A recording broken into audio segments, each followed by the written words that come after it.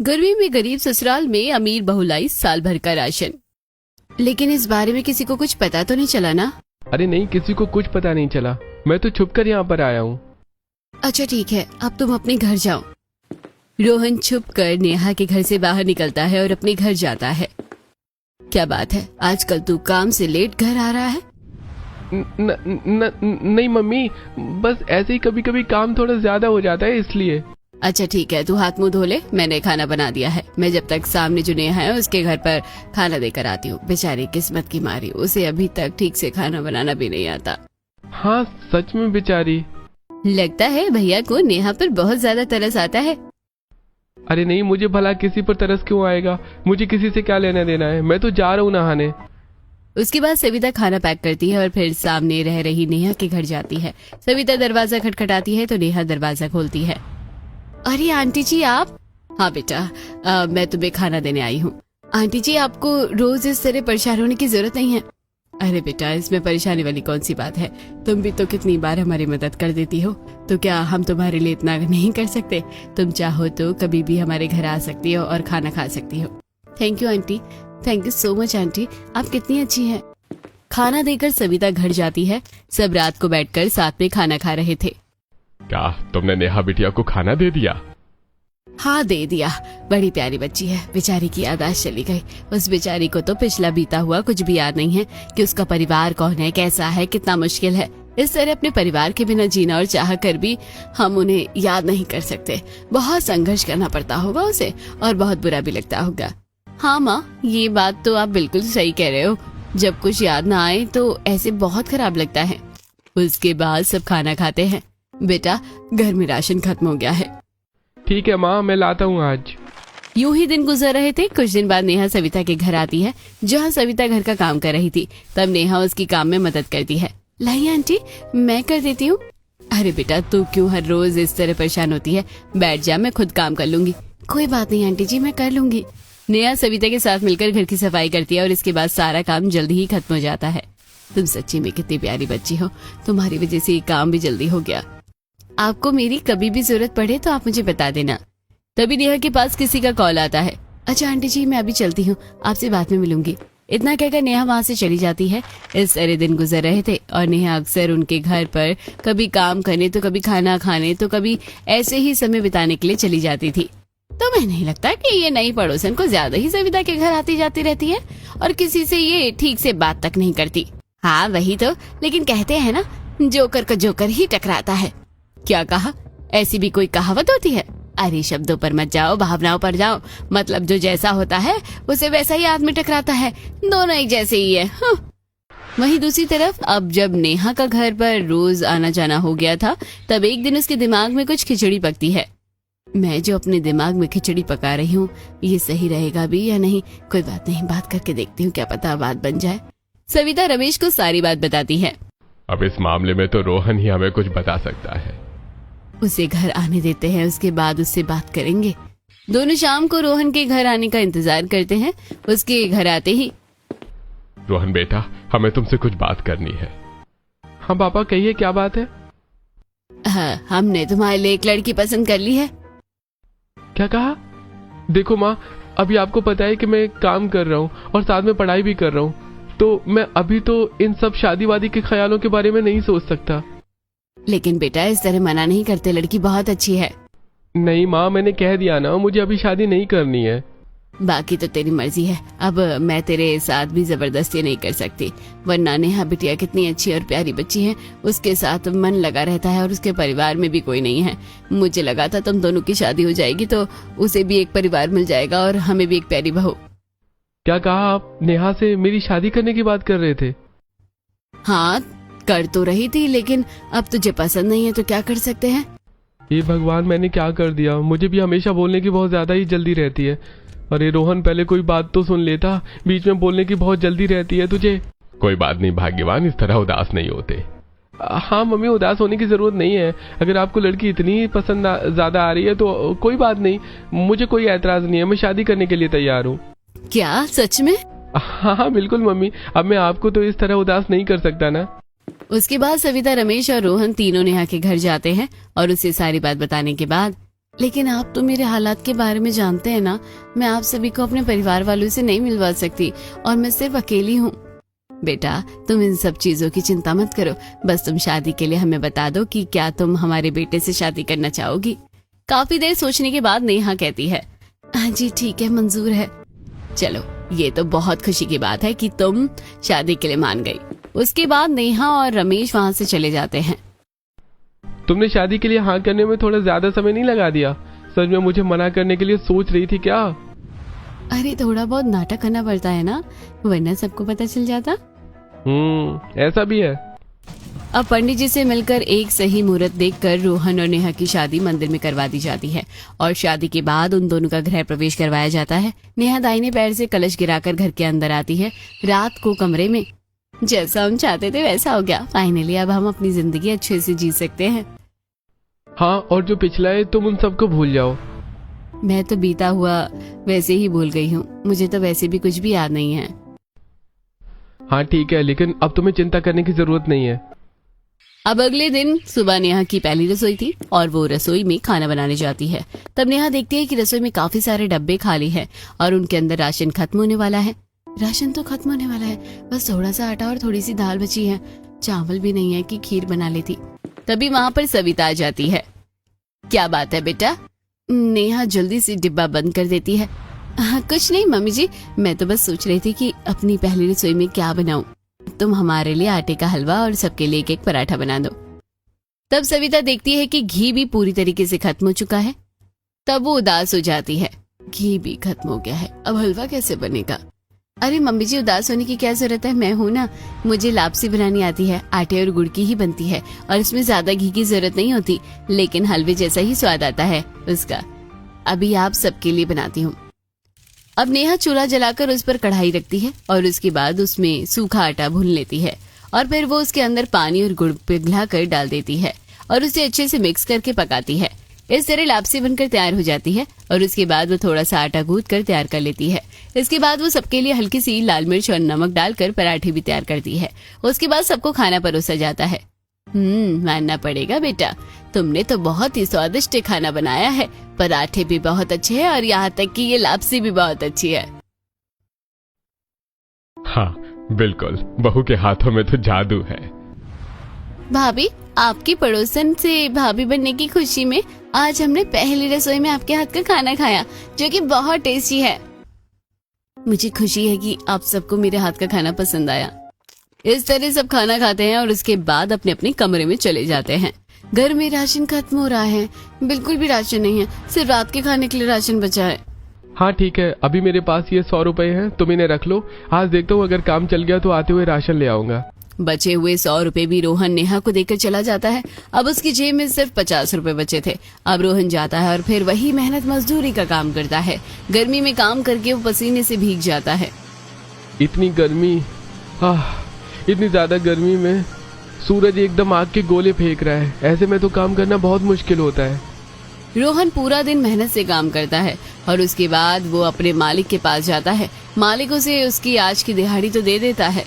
मालिक, जो मैंने पिछले हफ्ते एक्स्ट्रा काम किया था, क्या उसके पैसे मुझे अभी मिल सकते हैं? मुझे बहुत जरूरत है। अरे लो, फिर से आ गया पैसे मांगने।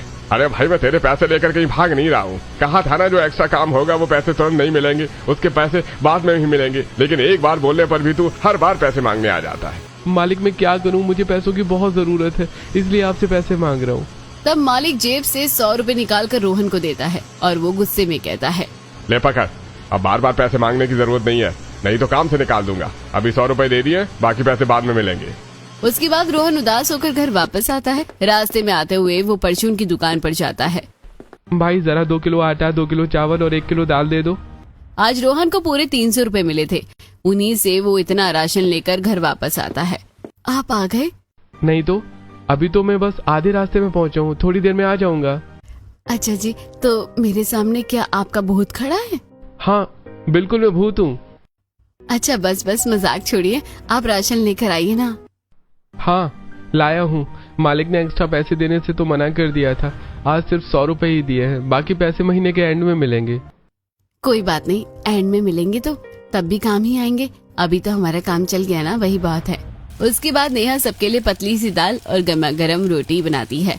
सब खाना खाने तो बैठते हैं, लेकिन सबका मुंह बना हुआ था। मैं सच कहूँ तो मम्मी, हर रोज ऐसा सादा खाना खाकर मैं पक चुकी हूँ। कई बार तो ऐसा खाना खाने का मन ही नहीं करता। ऐसा नहीं कहते बेटा, खाना जैसा है जो है वही खा लेना चाहिए। कई लोगों को तो ऐसा खाना भी नसीब नहीं होता। लेकिन कब तक इस तरह अपने मन को मारते रहेंगे? कभी कभी तो कुछ अच्छा खाने का मन करता ही है। आप सब बस कुछ समय और एडजस्ट कर लीजिए। मेरे 3rd ईयर के एग्जाम हो जाएंगे तो मुझे कहीं अच्छी नौकरी मिल जाएगी। उसके बाद हो सकता है कि हमारे दिन ठीक हो जाएं। ये सब देखकर नेहा को भी बहुत बुरा लगता है। रात को नेहा कमरे में सोने जाती है। गर्मी से उसकी हालत खराब हो जाती है। अचानक से मौसम में इतनी ज्यादा गर्मी हो गई है। माफ करना, यहाँ तो सिर्फ एक पंखा है और कुछ भी नहीं है। तुम्हें गर्मी में परेशान होना पड़ रहा है। कोई बात नहीं, आप सब तो रह रहे हो ना, कोई बात नहीं। लेकिन आप अपने एग्जाम की तैयारी अच्छे से कीजिए। आपके एग्जाम आने वाले हैं, मई या जून में कभी भी हो सकते हैं। पूरा दिन काम करने के बाद मैं इतना ज्यादा थक जाता हूँ कि मेरा पढ़ने का भी मन नहीं करता। लेकिन ऐसे कैसे काम चलेगा, पढ़ना तो पड़ेगा ना। इस तरह दिन गुजर रहे थे। कुछ दिन बाद उनकी पड़ोसन सविता उनके घर आती है। नेहा उसे प्रणाम करती है और उसके बाद उसे ठंडा पानी पिलाती है। ये ठंडा पानी नहीं है, काफी गर्मी है, ऐसे में तो ठंडा पानी ही सही रहता है। अब तू तो जानती है कि हमारे घर में तो फ्रिज है नहीं और ये मटके का पानी है। अच्छा नेहा, तुम आंटी के लिए चाय बनाओ। उसके बाद नेहा जाती है और चूल्हे पर सविता और सल्ला के लिए चाय बनाती है। उसके बाद दोनों चाय पीते और बातें करते हैं। अच्छा ठीक है सविता बहन, अब मैं चलती हूँ। कहाँ जा रही हो? थोड़ी देर और रुक जा। नहीं, अब तो मुझे बहुत गर्मी लग रही है, अब घर जाकर थोड़ी देर आराम करूंगी। सरला वहाँ से चली जाती है और जाते हुए बड़बड़ा रही थी। तब रास्ते में उसे उसकी दूसरी पड़ोसन मिल जाती है। अरे क्या बात है, कहाँ से बड़बड़ाती हुई आ रही है? आखिर किसने तुझे गुस्सा दिला दिया? कुछ नहीं, बस मैं सविता के घर गई थी। एक तो उसके घर में कूलर तक नहीं है। इतनी गर्मी में तो बर्फ की तरह पिघलना शुरू हो गई थी। साथ ही ऊपर से इतनी गर्मी में चाय बनाकर पिला रही है और साथ के साथ ना कोई बिस्किट ना कोई नमकीन, कुछ नहीं दिया। सच में बहुत खराब नियत है। अरे घर में कोई आया है तो कुछ खाने के लिए तो देना चाहिए ना। अरे तू क्या जानती नहीं है उसकी नियत कैसी है? कब से तो वो वैसी ही है। दूसरों के घरों में जाकर तो आराम से बैठ जाती है और खुद किसी को कभी कुछ नहीं खिलाती, फिर ले दे के वही गरीबी का बहाना आ जाता है।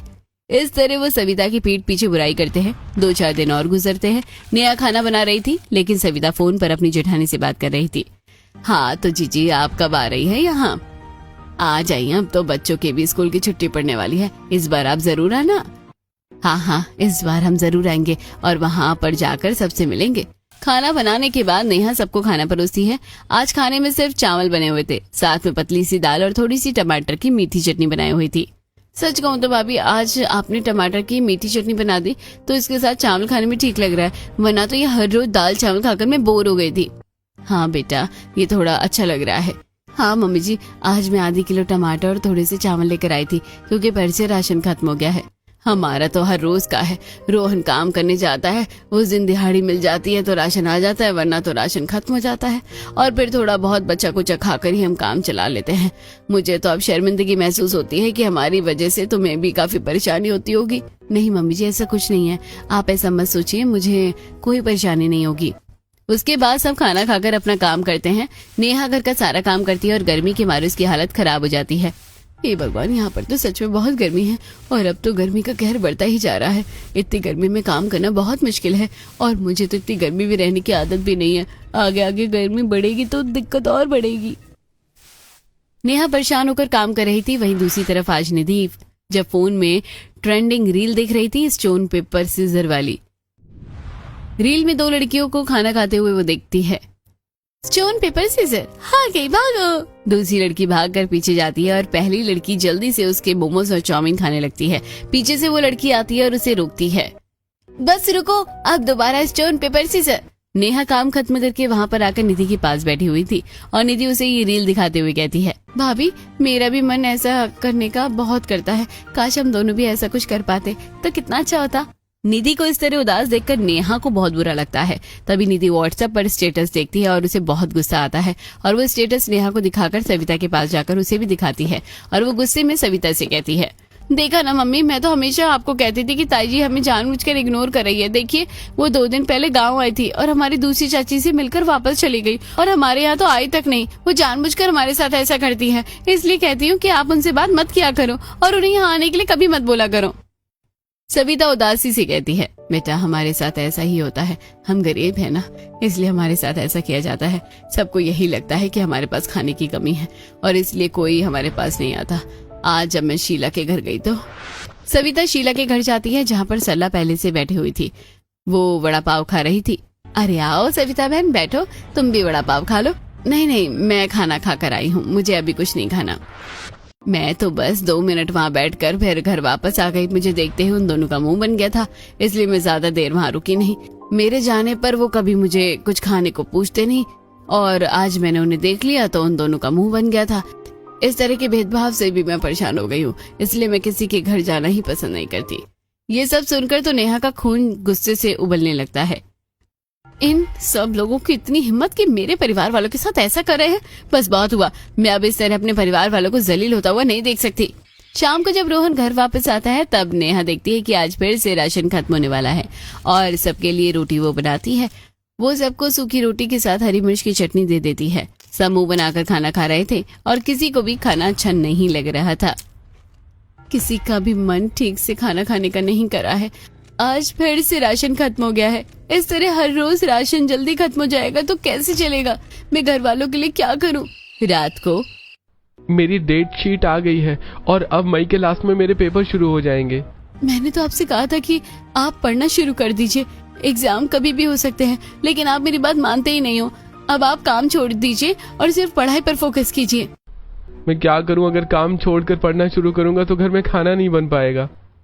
चलिए मैं आपको थोड़ा बहुत पढ़ा देती हूँ, मैं पढ़कर आपको समरी सुना देती हूँ, वैसे तो आप थक गए होंगे। नेहा रोहन की बुक लेती है और उसको पढ़कर खुद समझकर उसके बाद रोहन को पढ़ाती है, लेकिन रोहन थोड़ी देर पढ़ता है और उसके बाद उसे नींद आ जाती है।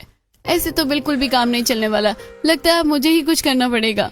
अगले दिन नेहा एक आदमी से मिलने जाती है। कहो क्या बात है? मुझे कुछ पैसों की जरूरत है, क्या आप मुझे कुछ पैसे दे सकते हैं? हाँ बिल्कुल, तुम जानती हो ना, तुम्हें मुझसे ऐसा पूछने की जरूरत नहीं है। पर सब ठीक तो है ना? मेरे घर वाले थोड़ा परेशान है और खाने पीने के लिए थोड़ी कमी हो रही है।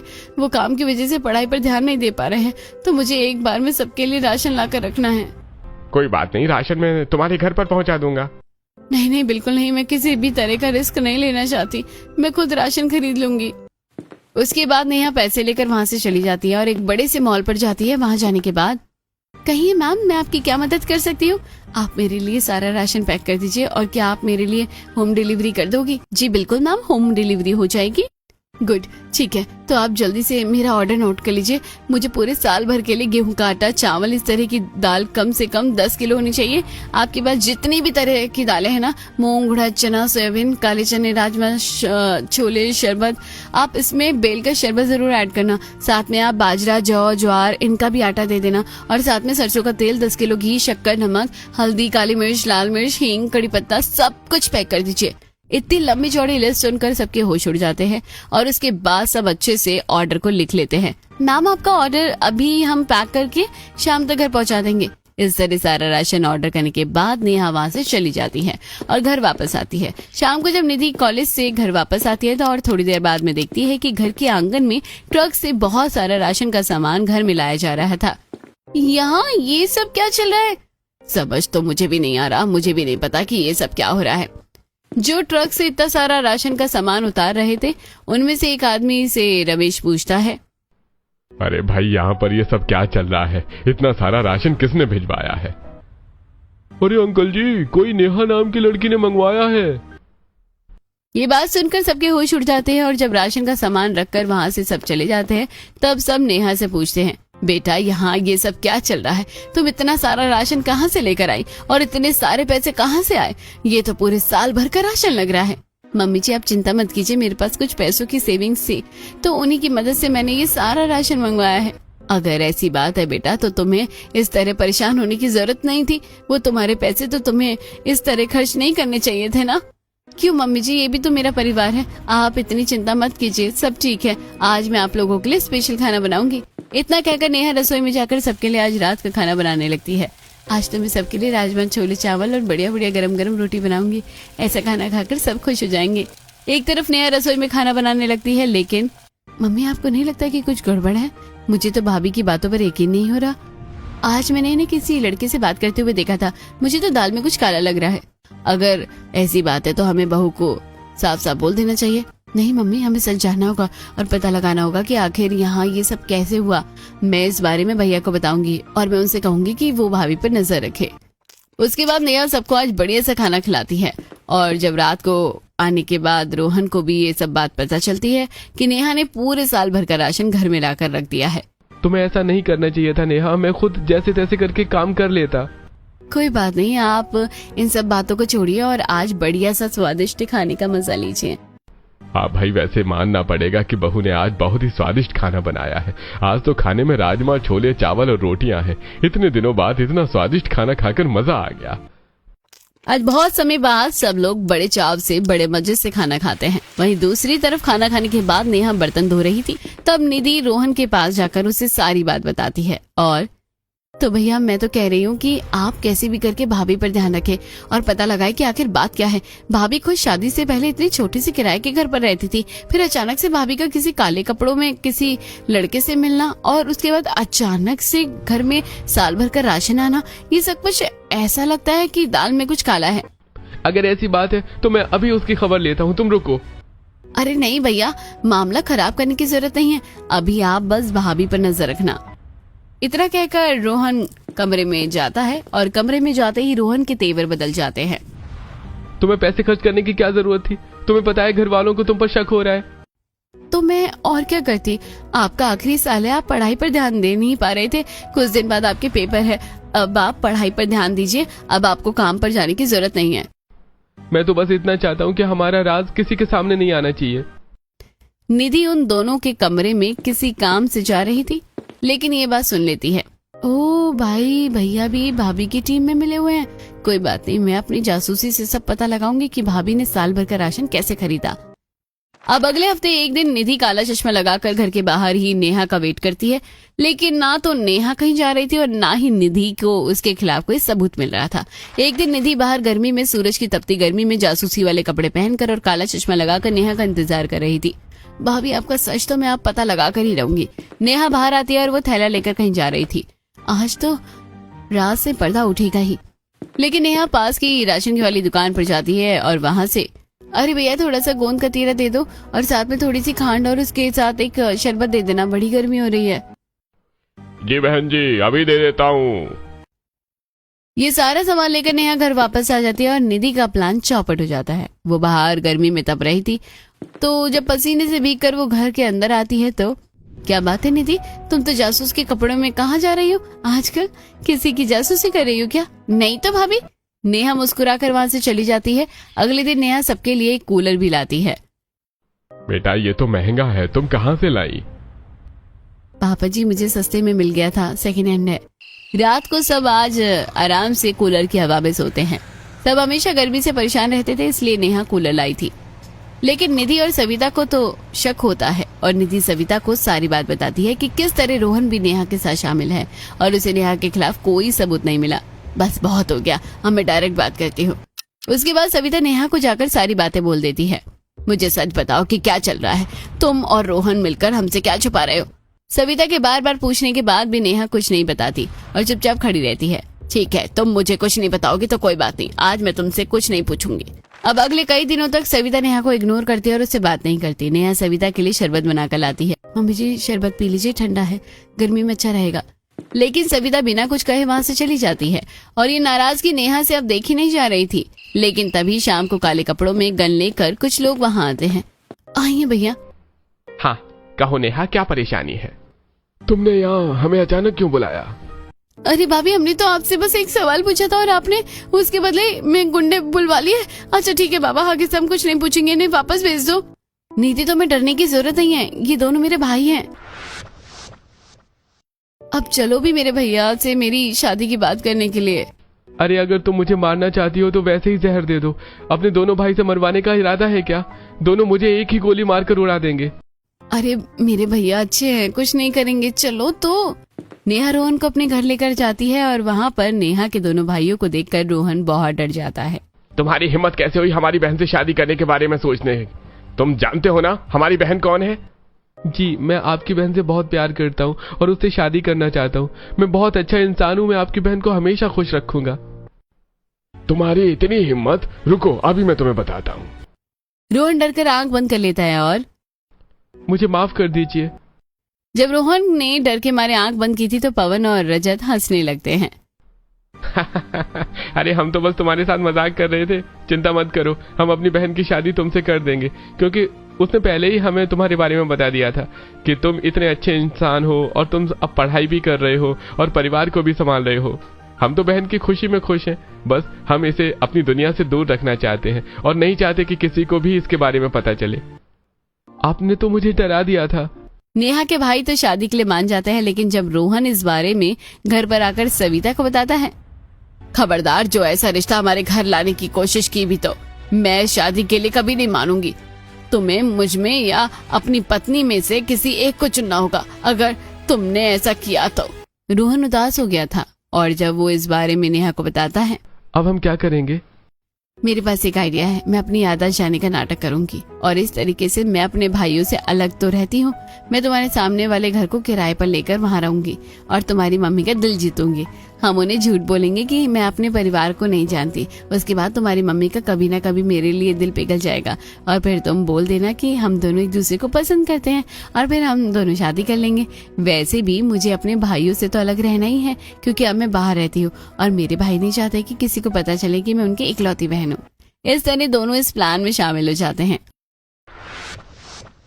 दरअसल मेरे दोनों भाई डॉन हैं और ये नहीं चाहते थे कि मैं उनकी दुनिया में रहूं, तो इसलिए इन्होंने मुझे हमेशा बचपन से घर में ही रखा ताकि मैं किसी की नजरों में ना आऊं और मेरी जान को खतरा ना हो। यानी तुम उन्हीं गुंडों की बहन हो। एक बार जब रोहन उनकी बहन से शादी करना चाहता था, रोहन आता है और उन्हें देखकर हैरान हो जाता है। अब सविता के सामने सारा सच आ गया था, लेकिन तुमने हमारे साथ इतना बड़ा धोखा क्यों किया?